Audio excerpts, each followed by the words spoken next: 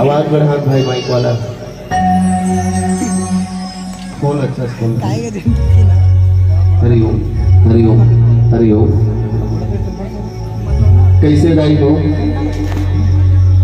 मोला इसे कामल लगा कि जैना खरो हमी मन कहा था अजय खलो हम इवन बुलाकर है अत्यधिक जन के जनसंख्या है। पहली बार देखा था छठी मतलब जन गौ कहा था अपन रहा था वो छठी घर में। लेकिन ना वो सुनैया कम समझैया ज्यादा रखे मंदा। हाँ लेकिन मैं पहली बार देखा था कि इतना जन बैठ के इत्मीनान से सुना थे।